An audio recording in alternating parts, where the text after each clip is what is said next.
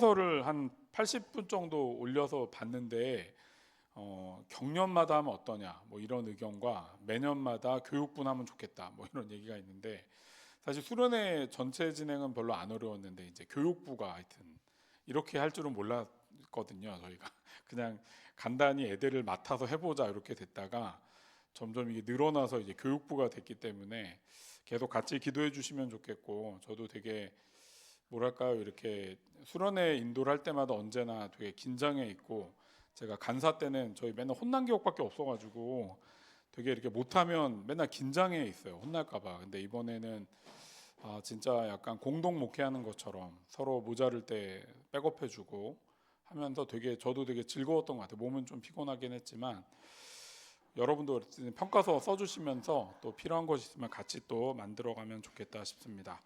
하여튼 잘 참여해 주셔서 감사하고요. 이제 오늘의 말씀은 저희가 저번에 소경 바디메오 이야기할 때 기억하시죠? 다윗의 자손 그 이야기의 연결선상에 있는 이야기입니다. 예수님께서 41절에 사람들에게 이렇게 질문하십니다. 어떻게 사람들이 그리스도를 다윗의 자손이라고 하느냐?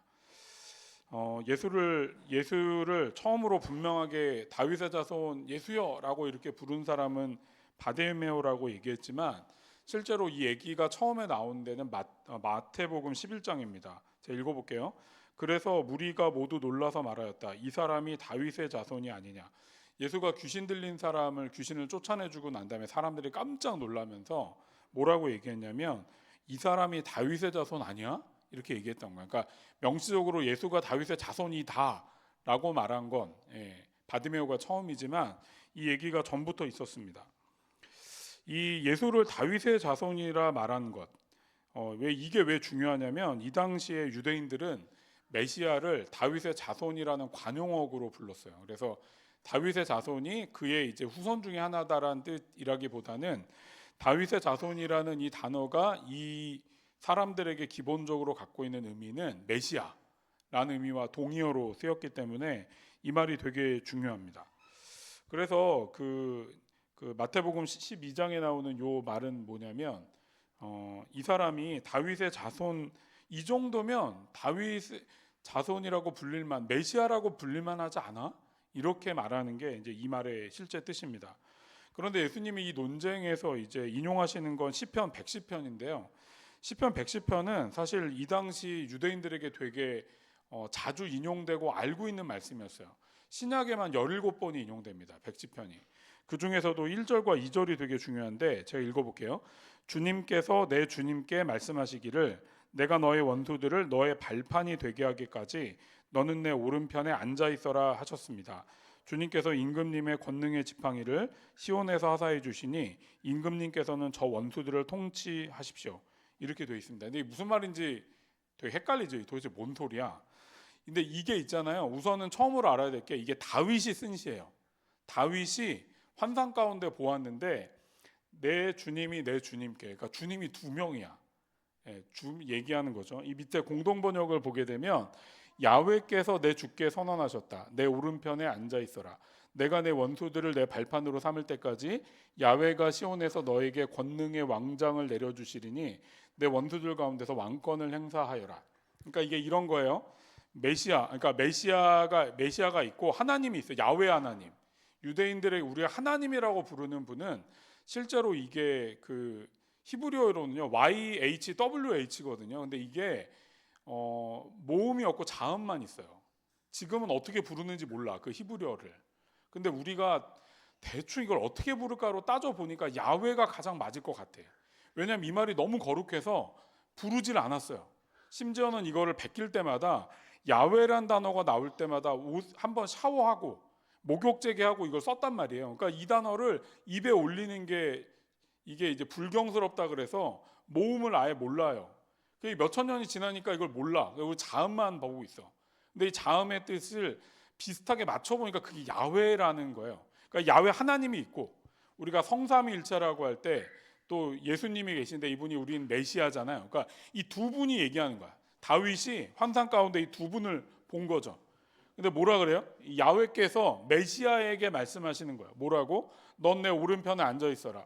내가 내 원수들을 너의 발바닥 밑깔개로 삼을 때까지 내가 너한테 그 권능을 줄 테니까 너는 원수들 가운데 이 권능을 행사할 것이라고 말하는 이야기를 다윗이 환상 가운데 본 거예요. 그러니까 이게 무슨 얘기냐면 야훼 하나님이 메시아에게 얘기하는 이야기를 시편에 다윗이 쓴 시가 시편 110편이라고 말하는 거죠.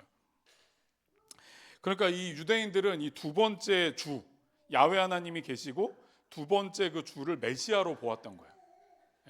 메시아로 보았고 이 주를 이 메시아를 다윗의 자손에게서 나오는 분으로 봤다는 이야기입니다. 근데 예수님께서 이걸 보시면서 44절처럼 얘기하십니다. 다윗이 그리스도를 주라고 불렀는데 어떻게 그가 다윗의 자손이 되겠느냐? 이건 이해되시죠?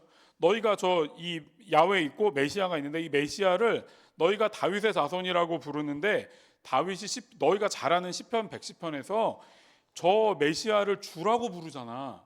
근데 어떻게 이 주가 다윗의 자손이 될 수 있겠어? 이걸 얘기하는 말입니다. 다윗은 영적인 안목으로 나중에 오실 메시아가 그분께 영광을 고백했는데 어찌 너희가 메시아로 알고 있는 나를 다윗의 자손이라고 말하냐고 얘기하는 말이죠. 그러니까 이 말은 약간 이런 뜻입니다. 이중적 의미가 있는데 너희가 다윗의 자손이라고 부르는 나는 실제로는 내가 어떻게 이 다윗의 시편에서 보면 나를 주라고 불렀는데 어떻게 그게 다윗의 자손이 또 이게 두 개가 될 수 있어? 뭐 이런 의미인데 이건 또 하나 이중적 의미가 있습니다. 뭐냐면 나는 계속 앞으로 예루살렘에 올라가 죽을 거를 너희한테 말했는데 너희가 믿는 나는 너희가 믿는 그 메시아는 다윗의 자손으로 와서 다윗의 권능을 이어받아 로마를 쳐부술 것들을 생각하고 있냐라고 예수님께서 두 가지 의미로 이들에게 말하고 있다고 할 수 있습니다. 예수님께서 제자들에게요 3번이나 이거를 그 순환 예고라 그러잖아요. 그 예루살렘 올라가기 전에 3번이나 나 곧 죽어. 내가 고난 받아 죽고 난 다음에 사흘 만에 살아날 거야라는 얘기를 하시는데요. 제자들은 이 얘기를 제대로 듣지 않습니다. 그걸 어떻게 할 수 있냐면 그 본문 얘기할 때마다 누가 높은지 싸워요. 예수님이 죽는다는 얘기를 했으면 어떻게 그럼 어떻게 우리는 어떻게 하죠? 예수님 그럼 어떻게 되시는 거 이렇게 물어봐야 되잖아요. 아무도 그걸 묻지 않아요. 다 뭐라 그래요? 누가 높은지 싸워요. 그 얘기하고 난 다음에. 그러니까 제자들은 예수가 죽는다는 이 이야기는 우리가 모를 어떤 비유적인 의미라고 생각을 했던 거예요. 그러니까 예수님은 계속 말씀하셨는데 유대인들이나 나중에 예수님께서 예루살렘에 올라가서 이제 종려주일이 되잖아요. 그 종려나무까지를 흔들면서 다윗의 자손으로 오시는 호산나 막 외치잖아요. 그 외칠 때 사람들이 기대했던 거나 제자들이 기대했던 거나 예수님께서 말씀하신 바랑 너무 달랐다는 거예요. 지금 예수님께서 그거 얘기하고 있는 거예요. 너희가 다윗의 자손이라고 생각하여서 나에게 투사하고 있는 그 모습은 아닐 수도 있어. 어떻게 내가 그럴 수 있겠어? 시편을 봐봐라. 야 메시아가 어떻게 다윗의 자손이야? 이 다윗이 그를 주라고 불렀는데 라고 말하면서 너희가 투사하고 있는 생각에서 나오라고 말하고 있습니다. 제가 요즘에 뭐랄까요 내적인 영성훈련에 대한 공부를 계속 하고 있는데 그걸 하는 것 가운데 한 분야가 투사예요. 우리가 우리 존재를 온전하게 하나님 앞에 나아가는데 우리가 정말로 조심해야 될 것 중에 하나가 투사거든요. 요즘에 투사를 공부하고 있는데 제가 이 본문을 묵상하다가 제자들과 유대인들이 예수님을 투사하고 있구나. 제가 이걸 깨닫게 되었어요. 이 투사가 뭐냐면요 이런 겁니다. 나쁜 것이 남에게만 있다고 생각하므로 내 안에 있는 괴로운 마음을 피하려는 자기 방어 수단이에요. 그러니까 투사는 이런 거예요. 저 사람의 모습이 내 안에 있어요. 그런데 내가 내 거를 직면하면 어렵잖아요. 그러니까 어떻게? 내 안에 있다는 걸 뻔뻔하게 인정하지 않고 저 사람을 공격하는 걸 투사라 그래요. 제가 이거를 이제 공부하다가 진짜 좀 깜짝 놀랐는데 그 이부영이라는 심리학자가 있어요. 이 사람이 그림자라고 하는 뭐랄까요? 자기 내면 세계에 관한 책들을 되게 유명한 심리학자인데 한번 나중에 꼭 읽어보시면 좋겠어요. 근데 이 사람의 책에서 얘기하고 있는 겁니다. 우리가 감정이 섞인 말로 남을 비판할 때 그림자, 즉 나의 어두운 면에 투사가 일어난다고 볼 수 있다. 한번 이거 띄워주실래요? 제가 깜짝 놀랐는데 이 사람이 얘기하는 거야. 왠지 모르게 싫은 사람. 제가 위에 1부 예배 드릴 때 이제 교사들한테 물어봤거든요. 있어요. 이런 사람이. 저도 있어요. 왠지 모르게 저 사람 왠지 모르게 별로 이렇게 좋아 보이지 않아. 괜히 싫어 보여. 뭐 이런 거. 또 이럴 때도 있죠. 비유 없이 내 비위를 거슬리는 동료. 이런 사람이 이게 착하고 안 착하고가 아니라 우리도 모르게 이런 일이 일어나게 돼요. 저 친구는 주는 것 없이 미워. 저 이런 얘기도 많이 들었지만 뭐 제가 많지는 않지만 저도 그럴 때가 있어요. 여러분도 있잖아요. 웃지 마. 다 있잖아. 나만 그런 거 아니잖아. 예, 그리고 저 인간은 사람이 덜 되었어. 이런 얘기를 할 때 우리는 투사를 하고 있다는 거야. 이부영이라는 심리학자가 우리 되게 유명한 융심리학자 학파 중에 되게 유명한 사람인데 이 사람이 책에서 쓰는 얘기입니다. 이 투사가 있잖아요. 우리 일상에서 있잖아요. 되게 쉽게 일어나고 있어요. 근데 생각해 보면 이 투사가 개인을 넘어 가정에서 가장 빈번하게 일어나고요. 심지어는 민족적으로도 일어납니다. 그 2차 대전 때 독일인들이 유대인을 되게 많이 죽였잖아요. 유대인들을 뭐라고 이렇게 덮어씌워 죽였는지 아세요? 이 독일인들의 기본적인 멘션이 유대인들을 향한 이야기가 이거여서 첫 번째, 유대인들은 돈만 하는 노랭이다. 두 번째, 저놈들은 지네 민족끼리만 안다. 그런데 이게 되게 재밌는 게 공부하다 보면은 이 독일인들이 이런 사람들이야. 독일인들이 진짜 노랭이고요. 지네 민족만 아는 사람들이에요. 맨날 아리안주의를 찬양하잖아. 그래서 유대인을 죽인 거잖아. 그러니까 자기네 있는 것들을 돌아보지 않고 그걸 남에게 덮어 씌워가지고요. 쟤네를 죽였던 게 독일인들이 민족적인 투사를 했다라고 말하는 거예요. 여러분 이게 어디서 제일 많이 일어나는지 혹시 아세요? 생각해 보세요. 이 투사가 우리 인생에서 어디서 제일 많이 일어날까요? 당연히 가정이에요. 어디서보다 가정에서 제일 많이 일어납니다. 그래서 우리가 있잖아요. 부모들이 조심해야 되는 게 뭐냐면 부모들이 자기가 원하는 걸 자녀에게 투사할 수 있어요. 그래서 제가 지금 이 내면 공부를 하다가 제가 깜짝깜짝 놀라는 게 뭐냐면 이 자녀가 있잖아요. 절대로 부모를 용서하는 것 하나가 뭐냐면 나중에 그걸 깨닫게 되는 거야. 부모가 자기 약함을 나에게 투사해서 내 문제로 삼았구나를 깨닫게 될 때 그때 분노하게 된다는 거야. 그건 용서하기가 어렵다. 저는 그런 애 많이 만났어요. 부모가 얘한테 있잖아요. 너는 이래. 너는 이게 문제야. 넌 이렇게 완벽해야지. 넌 이렇게 해야지 라는 얘기를 계속 했는데 이 아이들이 대학생이 되고 청년이 돼서 뭐 수련회를 오든가 저를 만나서 상담을 하다 보면 실제로는 그 판단이 어디서 왔는지를 보다 본 게 부모 얘기예요. 그건 너 얘기가 아니야. 너는 그렇지 않아. 얘가 하나님께 기도하다 보면 하나님 자기 그렇게 얘기하지 않아. 근데 누가 그렇게 얘기했어? 부모가 자기한테 자기 연약함을 자녀한테 투사해가지고 너는 그렇게 하면 안 된다라고 얘기하며 자녀들을 그렇게 이끌었다고 말하는 거죠. 저 우리나라의 교육열이 되게 무서운 건 투사 때문이에요. 자기들이 못 이룬 걸 있잖아요. 얘한테 덮어 씌우는 거야. 얘가 원할까요? 이게 되게 중요해. 우리가 하나님의 자녀로 이 아이를 키운다고 말하는 건 제가 다시 말하지만 이 아이가 성공하는 게 아니에요. 우리가 할 수 있는 건 이 아이가 성공한 그건 몰라. 우리가 바라는 건 적어도 예수가 이 앞에 있을 때 이 아이를 온전한 자기로 되어져서 온전한 하나님의 자녀로 설 수 있게 도와주는 거잖아요. 그건 공부를 잘 시켜 성공하는 게랑 뭐 그런 게 상관이 있을 때도 있겠지만 가장 중요한 건 뭘까요?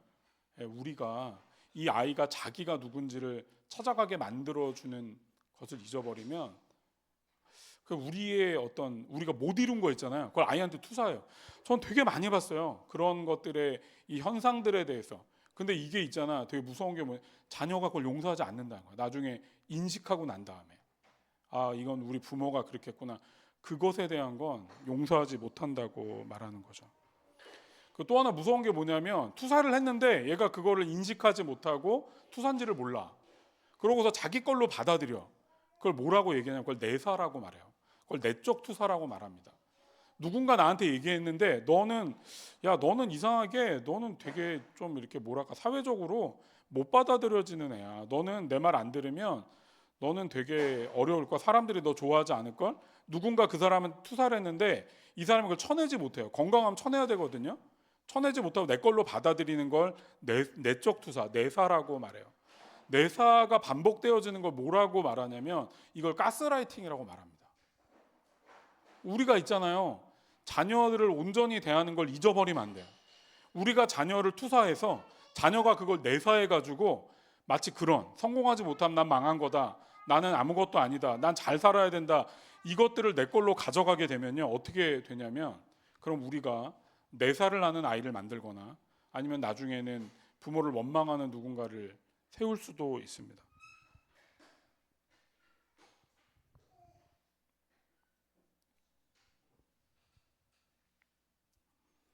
여러분도 그럴 수 있죠. 여러분의 부모가 여러분에게 투사를 해서 여러분의 지금의 여러분이 될 수도 있어요. 그래서 돌아봐야 돼요. 내가 진짜 하나님 앞에 나로 서 있는 게 맞나?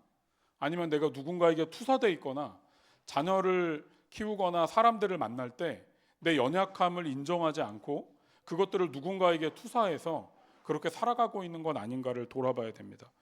그런데 이 문제가 좀 더 심각해지는 건 신앙에 투사를 하는 경우입니다. 간구기도 아시잖아요. 제가 요즘에도 기도 지도를, 영적 동반을 뭐 저희 교회 분들과 타교회 분들을 하고 있으면서 제가 참 보는 것 중에 하나는 뭐냐면, 여전히 그러니까 우리가 지금 사실은 지금의 나이대가 3, 40대, 50대까지잖아요. 요 어간이 사실은 인생에서 돈도 제일 많이 필요하고 뭔가 응답이 되게 많이 필요한 시기예요. 그거 뭐 당연히 뭐 그럴 수밖에 없는 시기죠. 근데 제가 요즘에 특별히 이제 우리 교회보다는 또 외부 분들에게 많이 듣는 얘기는 뭐냐면, 내가 간구 기도를 했는데 하나님께서 그걸 들어주지 않으셨다는 거야. 그러면서 하나님 원망하는 사람들의 얘기를 제가 토요일 날도 누구랑 기도 상담하면서 듣게 됐어요. 아니 왜 하나님이 내 필요를 모르시냐? 내가 이렇게 필요한 문제가 있는데 왜 하나님이 내가 원하는 대로 이거를 들어주지 않느냐고 하나님을 막 원망하는 거예요. 근데 이 자꾸 정신을 바짝 차려보면 우리가 기도하러 나가는 이유는 내 정감이 무언가를 되게 원하기 때문에 하나님께 원하는 걸 고백할 수 있지만, 하나님이 그것에 대한 얘기를 하는 걸 듣기 위해서, 그래서 대화하려고 나가는 건데 어느 순간인가 내가 원하는 게 너무 커졌어. 하나님은 이거를 꼭 들어줘야 되는 분이라고 내가 투사를 하고 있다는 걸 이 사람들이 모른다는 거예요. 간구 기도할 때 있잖아요. 여러분 정신을 약간 차려야 돼요. 내 필요에 하나님이 도와주실 수 있죠. 도우시고 앞으로도 그렇게 여러분과 함께 하실 거라고 믿지만, 근데 우리가 이거를 신앙에 투사하게 되면 어떻게 되냐면, 내가 원하는 것을 하나님은 꼭 이루어져야 된다고 종교적으로 그걸 투사해버리게 되면요 어떻게 됩니까? 그럼 하나님은요 도깨비 방망이보다 나을 게 별로 없어요. 우리가 기도를 하는 이유는, 우리가 기도를 하고 하나님께 나가는 이유는 내가 원하는 걸 다 들어주고 안 들어주고를 떠나, 하나님이 선하게 인도하실 거라는 건 전 믿지만, 선하게 인도하신다는 게 우리가 원하는 시점, 우리가 원하는 때랑은 좀 다르잖아요. 그래서 뭘 해야 돼요? 그분의 얘기를 들어봐야 돼. 하나님 저는 너무 화가 나요. 너 정말 왜 이 상황에 이렇게 어려운 거 왜 안 들어주세요? 정말 어떻게 나한테 이럴 수 있어요? 라고 하나님께 승질을 내고 그분이 뭐라고 얘기하는가를 들으면서, 우리의 신앙의 전반적인 게 예수 그리스도 가까이 나아가는 게 신앙인데, 투사의 신앙은 이걸 막습니다. 하나님의 응답은 필요 없어. 내가 원하는 건 뭐야? 당장 응답해 달라고.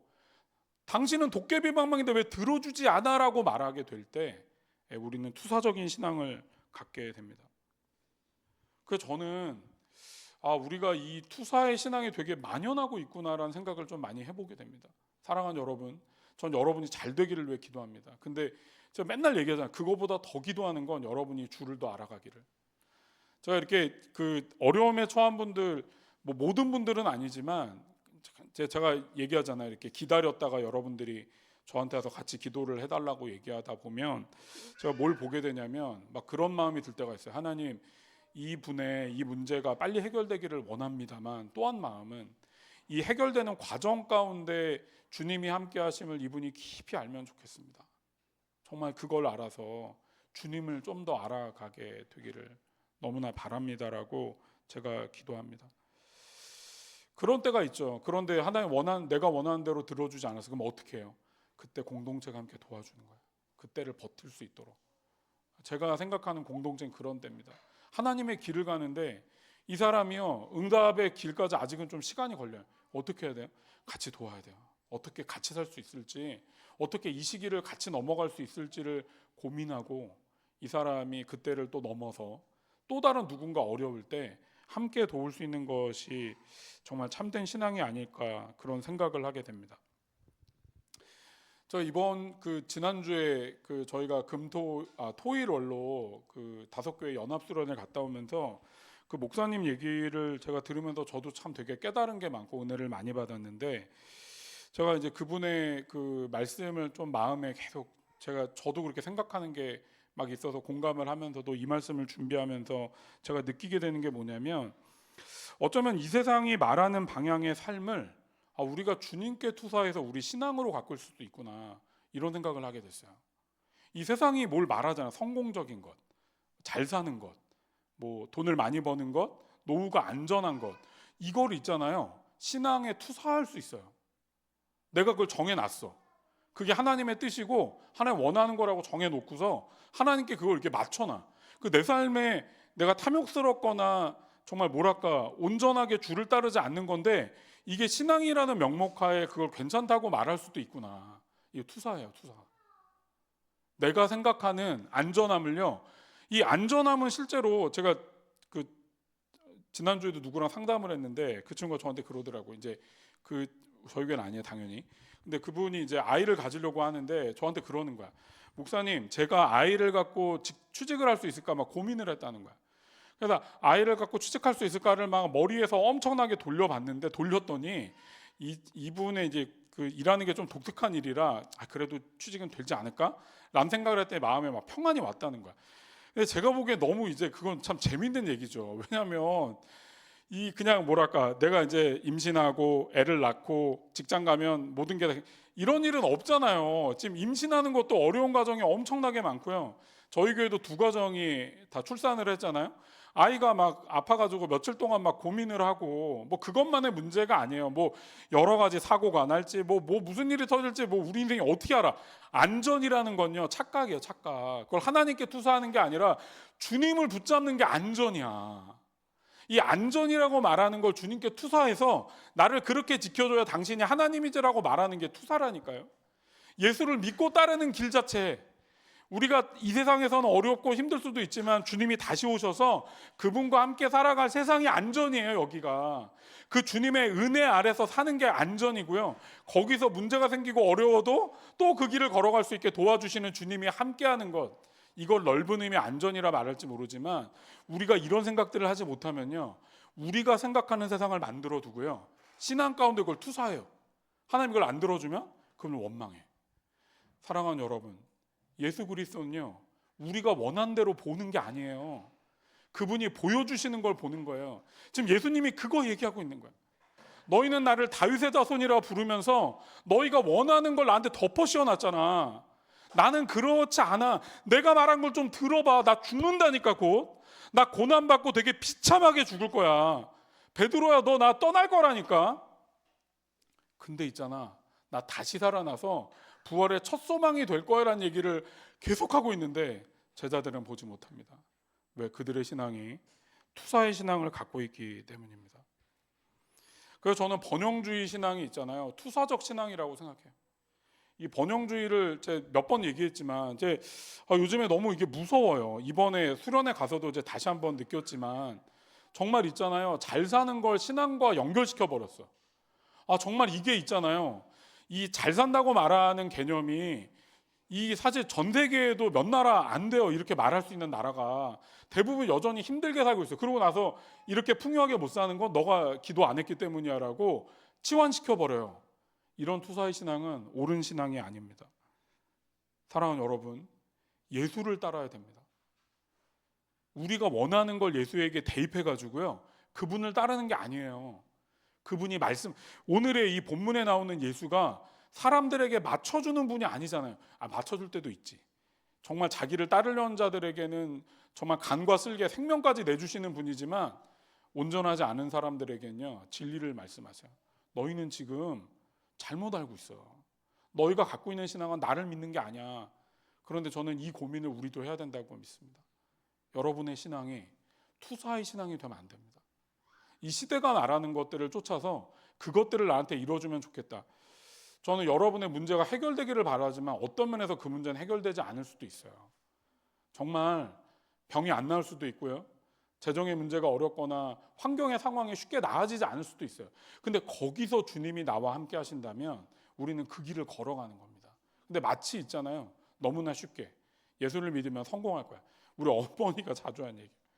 누가 아파서 기도해달라 그러면 기도를 좀 더 해보셨다 그러니 아니 기도 아니라니까 엄마 맨날 얘기해도 그래도 기도를 하면 주님이 다 낫게 해주시지.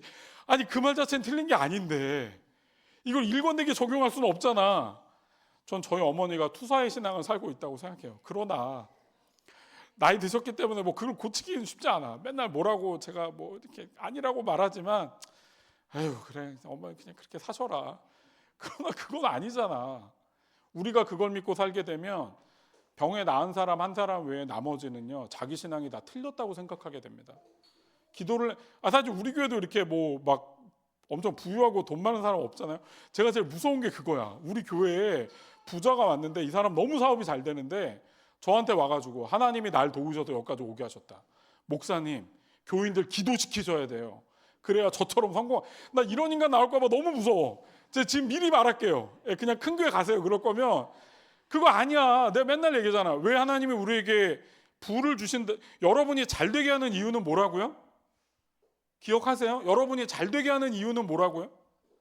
하나님의 뜻을 이루기 위해서요. 이걸 까먹으면 안 돼.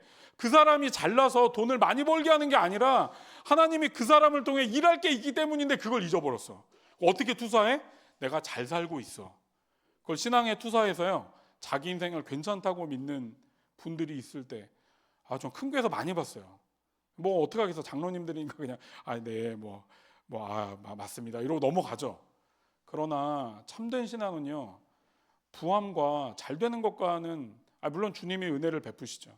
그러나 주가 우리와 함께하는 게 먼저고 내가 그분을 겸손히 따르는 게 먼저라는 걸 잊어버리면 안 됩니다. 저는 정광훈 목사를 비판하는 것도 정광훈 목사가 자신의 생각을 신앙에 투사한 사람이라고 보기 때문이에요.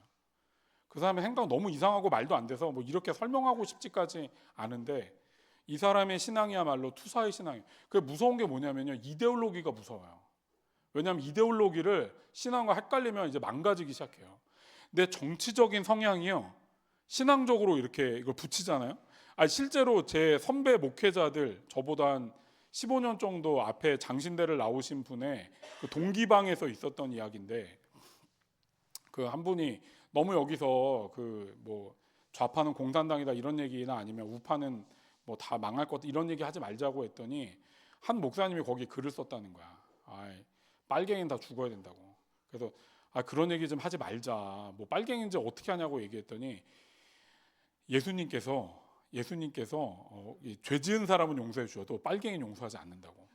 이게 이데올로기예요. 이게 자신들의 그런 신념이 신앙을 이렇게 젖먹고 있을 때 이데올로기가 그래서 무섭다 그러는 거야. 사랑하는 여러분. 물론 저는 종교가 너무 극단으로 가는 것들을 서로 뭉치기는 좀 쉽지 않다고 생각하지만 좀 온건한 진보와 온건한 보수가 있어서 그 중간에서 서로 토론하고 이야기하는 일들이 너무 이상적인 일이라 쉽지는 않을 거라 생각하지만 그러면 좋겠어요. 그게 가능할 수 있는 건 뭐냐면 이데올로기를 종교에 투사하지 않고요. 종교를 기준으로 우리가 믿는 신앙, 예수가 뭘 원할까를 바탕으로 이 정치를 바라볼 때 우리는 그것들을 고민하고 해낼 수 있습니다. 유대인들은 투사의 신앙을 갖고 있었어요. 예수님에게 자기들이 원하는 것, 자기 민족이 원하는 걸 투사해서요. 예수가 그런 존재라고 그들은 믿고 있었어요. 근데 이게 있잖아요. 매 세대에 일어납니다. 우리 시대는요. 저는 이 경제적인 것, 물질적인 이것과 너무 이게 붙어 있다고 생각해요. 너무 무서워 좀. 사랑하는 여러분, 투사하면 안 됩니다. 여러분 자신을 잘 돌아보시고요. 정말 예수 앞에 내가 서서 그분이 뭘 얘기하실까에 정직하게 반응하는. 가끔 기도하며 간구하며 하나님께 원망하십시오. 그런데 투사하고 끝나면 안 되고요. 그분이 뭐라고 얘기하는가를 듣고 거기서 한 발짝 더 나아가시는 우리 성도들이 되시길 주님의 이름으로 축복합니다. 이렇게 투사적인 신앙에 대해 일갈하신 예수님은 46절과 47절에 서기관들을 삼가라고 말하십니다. 이들은 긴 옷을 입고 다니는 것으로 자신의 거룩을 보이고 회당의 높은 자리와 잔치의 윗자리에 앉기를 원했어요. 그런데 과부의 가산을 삼키고 외식으로 길게 기도했습니다. 이들이 벌 받는다고 얘기해. 어떻게? 엄한 심판을 받는다. 참 이 사람은 무서운 사람들이죠. 사람들이 자기를 볼 것 때문에 자기를 바꿔. 그러니까 이 사람들은 어떤 투사가 더 무서운 건 뭐냐면 자기 존재에게 투사를 하면 더 무서워요. 거짓말로. 나는 그런 존재가 아니야. 그래서 나는 왜 이것밖에 안 되죠라고 얘기할 수 있는데 거기서 한 단계 더 나가서 나는 그러지 않는데 사람들에게 보이는 내 인격을 만들어. 거기에 나를 만들어가는 걸로 투사를 하게 되면요. 이 사람들은 이제 외식이 덮어씌워지기 때문에 가면을 쓰게 됩니다. 우리가 진짜 이 시대를 살아갈 때요 정직해야 돼요. 하나님 앞에, 사람들 앞에 정직해야 됩니다. 제가 이 그 다섯 교회 목사님들을 만날 때마다 이분들과 제가 되게 마음이 격이 없이 만날 수 있는 이유는 이분들에게 진짜 무슨 얘기를 해도 되겠구나 이런 생각이 들기 때문에. 우리가 서로를 함부로 대하지 않아요. 되게 서로 존중하고 있지만 그러나 서로가 틀리거나 잘못 갈 때, 외식하거나 이럴 때 제가 우리 교인들 누구한테 우리 교회 올 때 야 내가 만약에 나중에 누구처럼 변하면 나한테 똥물을 뿌리라 그랬더니 그분이 저한테 자꾸 와갖고 이제 목사님 잘못되면 아시죠? 제가 뿌리게 되는 순간 변하시면 안 돼요라고 저를 계속 괴롭히는 분이 있는데 맞아요. 정말 조심해야 됩니다. 근데 이 외식하는 자들은요 외식이라는 이게 딱 앞에 씌워지자면 어떻게 되냐면 이게 기준이 돼요. 외식이. 그래서 서기관들과 이런 사람들은 모두 그 기준 아래서 그걸 맞다고 생각하고 살아가게 될 때 이 사람들이 전부 함께 타락하고 있습니다. 그들의 심판이 뭡니까? 엄한 심판. 엄한 심판. 우리가 해야 될 것들은 겸손하게 하나님 앞에 정직하게 나아가는 것, 그리고 예수가 뭘 얘기하는지 보는 것. 정말 주님 나한테 뭘 얘기하시는가, 정직하게 주님을 바라보는 게 아닐까 싶습니다. 우리가 이번 수련회 들었던 것처럼 정말 사적인 신앙에서 공적인 신앙으로 나아가는 그 중심에 뭐가 있냐면 예수를 예수대로 바라보는 것, 정직하게 예수 앞에 서는 것, 이 두 가지가 있다라고 생각합니다. 우리 주안에게 성도들이 그렇게 주님 앞에서 나를 바라보고 예수를 온전히 붙잡을 수 있는 이 투사의 신앙에서 벗어나 참된 예수의 신앙으로 나아가기를 주님의 이름으로 축복합니다. 우리 같이 한번 이 시간에 기도할까요? 하나님, 유대인처럼 내가 원하는 걸 예수께 투사하여 이게 신앙이야, 이게 믿는 거야 라고 말하지 않게 도와주십시오. 정말 예수를 보게 하여 주십시오. 그 예수의 멱살을 붙잡고 흔들고 예수께 화를 낼지라도 정직하게 예수를 바라볼 수 있도록, 그래서 당신의 음성을 듣고 당신과 관계를 맺을 수 있도록 나를 긍휼히 여겨달라고 우리 시간에 한번 같이 기도하며 주께 나아가면 좋겠습니다. 주님, 우리를 긍휼히 여겨주십시오. 우리가 투사하며 참 나를 돌아보기보다 남에게 그걸 덮어씌우고 신앙적으로도 예수께 그걸 덮어씌워서 이래야 되지 않나라고 말할 때 얼마나 마음이 기뻐요. 우리 자신은 그런 존재가 아닌데 마치 그렇게 살아야 된다고 남에게 너무나 당연히 말하는 그런 이중적인 삶이 되지 않게 해주십시오. 정말 예수를 있는 그대로 바라보고 나에게 말씀하시는 예수를 온전히 볼 수 있도록 용기와 은혜를 더하여 주시기를 기도합니다. 여기 주안의 교회 성도들이 주 안에서 정말 주님 앞에서, 정말 주님의 존전 앞에서 정말 주님을 의지하며 바라볼 수 있도록 도와주십시오. 투사의 신앙에서 정말 투사를 자녀들에게 하고 내 주변 사람들에게 투사하며 나를 지키는 인생에서 벗어나 예수 그리스도 앞에 정직하게 나로 나아가며 아버지 하나님 주님을 바라보며 주님을 의지할 수 있도록 인도하여 주시기를 기도합니다. 아버지 하나님, 유대인들이 투사하였기 때문에 참된 예수의 음성을 듣거나 참된 예수의 이야기를 받아들일 수가 없었습니다. 주님, 우리도 혹시 그런 것은 아닙니까? 정말 예수가 우리 앞에 있고 이렇게 많은 말씀들이 우리 앞에 있지만 우리가 예수를 보지 않은 채 내가 보고 싶은 걸 예수께 더 씌워서 정말 이것이 예수라고, 예수는 이렇게 행동해야 된다고, 주님은 나에게 이렇게 일하셔야 된다라고 말하고 있는 건 아닌지, 아버지 하나님 주님을 주님으로 바라보지 못한 채 우리는 살고 있는 건 아닌지 참으로 두렵습니다. 우리를 긍휼히 여겨 주시고 정말 우리가 주님 앞에 정직하게 나아갈 수 있도록 도우셔서 정말 우리 마음의 진심으로 정말 주님께 나아갈 수 있도록, 정말 주님의 가슴을 치며 주님 나에게 무엇을 말씀하시나 볼 수 있도록 주님 인도하여 주시기를 기도합니다.